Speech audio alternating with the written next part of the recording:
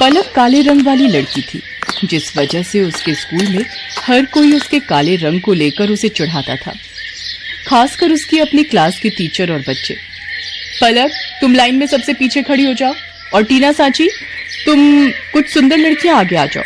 Principal ma'am का order है, हमारे स्कूल के बेस्ट बच्चों का फोटो स्कूल मैगजीन में छपेगा, इसलिए मैं चाहती हूँ मेरी क्लास के बच्चों का फोटो ही मैगजीन में छपे। पर मैम, ये पलक तो बहुत काली है, पूरी फोटो इसी से खराब हो रही है। मैम, ऐसा नहीं हो सकता, हम इस पलक को इस फोटो में से हटा दें? नहीं बच्चों, अगर ऐसा हो सकता तो ये काम सबसे पहले मैं ही कर देती। मैं खुद नहीं चाहती ये काली स्टूडेंट मेरी क्लास में भी रहे। मैम, मैं पानी पीने जाऊं? हाँ जाओ, मेरे सिर पर खड़ी मत रहो, और हो सके तो थोड़ा पानी से मुंह धोकर भी आ जाना, शायद तुम्हारा काला रंग चेहरे से उतर जाए और फोटो थोड़ी अच्छी आ जाए। टीचर की और बच्चों की बातों को सुनकर पलक रोती हुई वॉशरूम की तरफ चली जाती है और वहां जाकर फूट फूट कर रोने लगती है। पलक के माता पिता दोनों नौकरी करते थे और बड़ी मेहनत से पैसे कमाकर उन्होंने पलक का अंग्रेजी मीडियम में एडमिशन करवाया था। इसलिए पलक अपने माता पिता से कभी भी अपना दुख नहीं कहती थी। पलक को दौड़ने का बहुत शौक था। वो रोजाना सुबह स्कूल जाने से पहले दौड़ने का अभ्यास करती थी, पर वो जब भी अपनी टीचर से स्कूल में दौड़ प्रतियोगिता में भाग लेने के लिए कहती थी तो उसकी टीचर उसे साफ मना कर देती थी और बच्चे उस पर हंस देते थे। तू दौड़ेगी? अपनी शक्ल देखी है कभी शीशे में?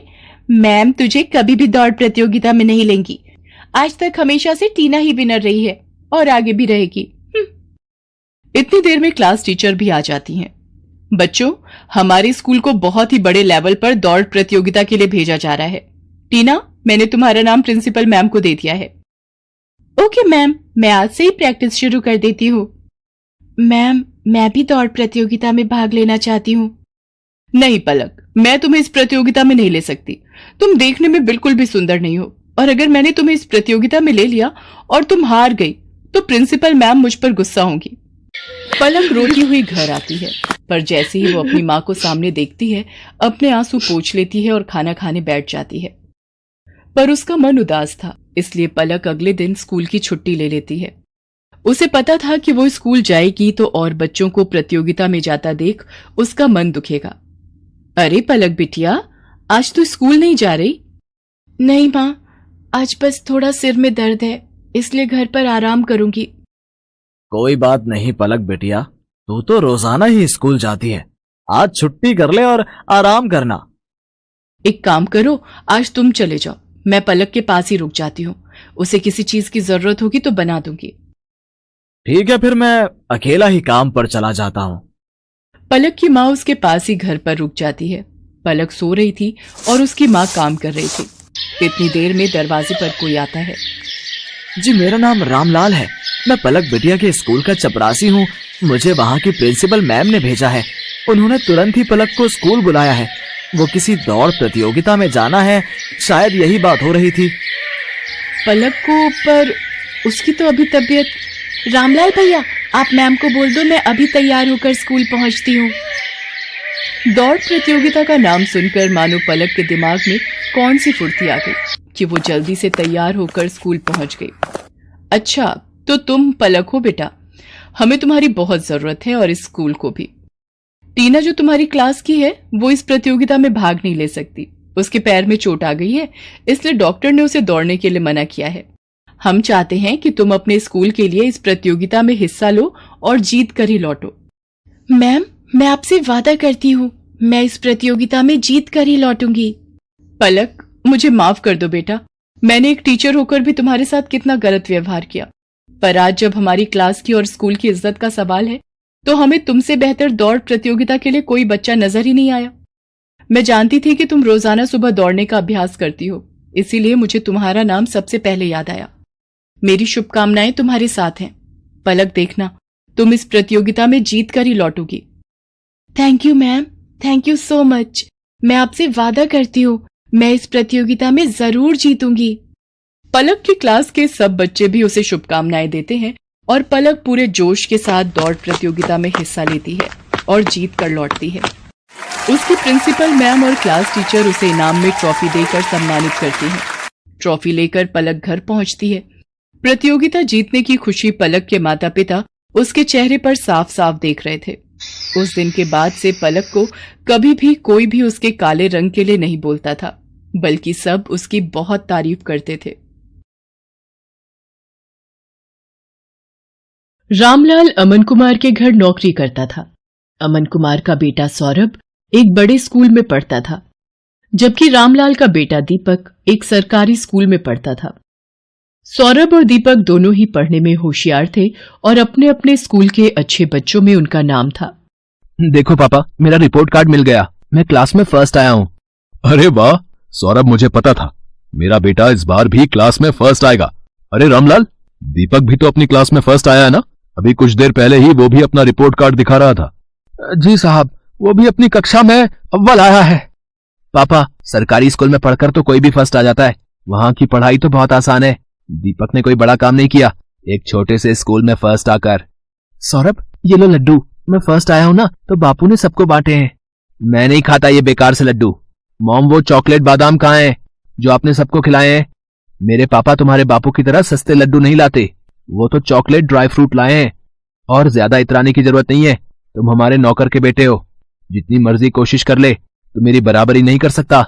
सौरभ बेटा, ऐसे नहीं बोलते, दीपक भी अच्छा बच्चा है। मॉम, मुझे दीपक एक आंख नहीं भाता, मेरे सामने पापा उसकी तारीफ करते रहते हैं, मुझे बिल्कुल अच्छा नहीं लगता। मैं कपिल के घर खेलने जा रहा हूँ। सौरभ को दीपक से नफरत थी। दीपक भी उसकी तरह पढ़ाई में बहुत अच्छा था। ये बात सुनकर सौरभ और गुस्से में आ जाता है। सौरभ कपिल के घर खेलने चला जाता है। क्या हुआ सौरभ, आज तू बड़ा गुस्से में है? मैं दीपक से नफरत करता हूँ। आज मैं जब पापा को अपना रिपोर्ट कार्ड दिखा रहा था तो दीपक ने भी अपना रिपोर्ट कार्ड दिखाया, वो भी मेरी तरह फर्स्ट आया है। फिर तुम ही बताओ, फिर पापा उसकी भी तारीफ करने लगे, वो हमारे नौकर का बेटा है, ये बात मुझे उसे समझानी होगी। अरे तू चिंता क्यों करता है, सब ठीक हो जाएगा। अच्छा सुन, कल दोपहर में सारे दोस्त गेम में पैसे लगा रहे हैं, तू कितने लगाएगा? मेरी तरफ से 200 रुपए लगा दे। अरे तू फिर से अपनी मम्मी के बैंक अकाउंट से 200 रुपए लेगा तो तेरी मम्मी गुस्सा नहीं करेंगी? मेरे पापा बहुत रिच हैं, मेरे पास पैसों की कमी नहीं है। मेरे मम्मी पापा मुझसे कुछ नहीं कहते हैं क्योंकि मैं स्कूल में हमेशा फर्स्ट आता हूँ। सौरभ को गेम पर पैसा लगाने की आदत पड़ गई थी।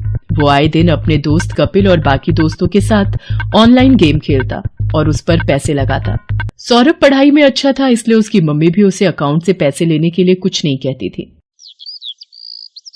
सौरभ, तुमने मॉम के अकाउंट से आज फिर 200 रुपए निकाले हैं। पापा, वो मेरा ऑनलाइन ग्रुप गेम चल रहा है ना, तो उसी के लिए चाहिए थे। अरे मुझे पता है, सौरभ ने मुझे बता दिया था कि वो 200 रुपए ऐड कर रहा है। बेकार में गुस्सा होते रहते हो मेरे लाल पर। वो तो ठीक है संध्या, पर चलिए आप नाश्ता कीजिए, बच्चे हैं आपस में लगे रहते हैं। संध्या अमन की बातों पर ध्यान नहीं देती। सौरभ को गेम खेलने की आदत पड़ती जा रही थी। एग्जाम भी नजदीक आ रहे थे। एक दिन, सौरभ क्या बात है, आजकल लग रहा है तुम पढ़ाई पर ध्यान नहीं दे रहे हो। तुम्हारी मैम का फोन आया था, तुम 2 दिन से ट्यूशन में लेट पहुंच रहे हो। मम्मी, वो एग्जाम आ रहे हैं ना, तो मैं कपिल के घर बैठकर पढ़ाई करता हूँ। हम दोनों साथ में ही ट्यूशन जाते हैं, तो पढ़ते हुए समय का पता ही नहीं चलता। अच्छा ये बात है, तुम कपिल के घर बैठकर एक्स्ट्रा टाइम में पढ़ाई कर रहे हो, ये बहुत अच्छी बात है। उधर दीपक भी अपनी आने वाली परीक्षाओं की तैयारी कर रहा था। बापू, इस बार मुझे फिर से फर्स्ट आना है, देखना मैं खूब मेहनत करूंगा। अब मुझे पता है मेरे बेटे, तुम पढ़ाई में बहुत मेहनत कर रहे हो। देखना, तुम्हारा ये जोड़ा हुआ विद्याधन एक दिन तुम्हारे बहुत काम आएगा और तुम एक दिन हम सबका नाम रोशन जरूर करोगे। चलो दीपक बेटा, अब आकर ये दूध चावल खा लो, मैंने तुम्हारी पसंद के बनाए हैं। और तुम वो कहाँ जा रहे हो अपनी कक्षा के बच्चों के साथ? माँ, मैं साइंस म्यूजियम देखने जा रहा हूँ, वहां पर विज्ञान संबंधित बहुत से उपकरण हैं। टीचर बता रही थी हमें वहां जाने से बहुत कुछ सीखने को मिलेगा। अच्छा, ये तो बहुत अच्छी बात है। दीपक स्कूल के बच्चों के साथ साइंस म्यूजियम देखने जाता है। वहां उसे प्राइवेट स्कूल के बच्चे भी दिखाई देते हैं, जिनमें सौरभ भी होता है। सौरभ, ये तो वही लड़का है जो कई बार तेरे घर पर भी देखा है। अरे ये हमारे नौकर रामलाल का ही तो लड़का है, गरीब नौकर का बेटा है ये। हाँ, ये नौकर का बेटा है, फिर तो ये भी नौकर हुआ। सब बच्चे दीपक पर हंसने लगते हैं। दीपक घर आकर सुस्त और उदास हो जाता है। बापू, सब बच्चे मुझे नौकर का बेटा कहकर चिढ़ा रहे थे, सब बच्चे मेरे ऊपर हंस रहे थे। अरे मेरे बच्चे, तू इतनी सी बात पर बुरा मान गया, मैं तुझे तभी तो पढ़ा लिखा कर बढ़ा रहा हूं ताकि तू पढ़ लिख कर बड़ा आदमी बन सके और पैसे कमा सके। रामलाल की बातों को सुनकर दीपक में हिम्मत आ जाती है और वो खुश हो जाता है और खूब मन लगाकर पढ़ाई करने लगता है। अगले दिन दीपक स्कूल जाता है तो उसकी टीचर उसे कक्षा में पूरे साल अच्छा करने के लिए पुरस्कार देती है। दीपक ने पूरे साल बहुत मेहनत करके अव्वल स्थान पाया है, इसलिए दीपक को स्कूल की तरफ से कक्षा में best student of the year का अवार्ड दिया जा रहा है। और मैं जानती हूँ कि फाइनल एग्जाम जो आने वाले हैं, दीपक उसमें भी फर्स्ट क्लास पास होने की पूरी कोशिश में लगा होगा। Thank you ma'am.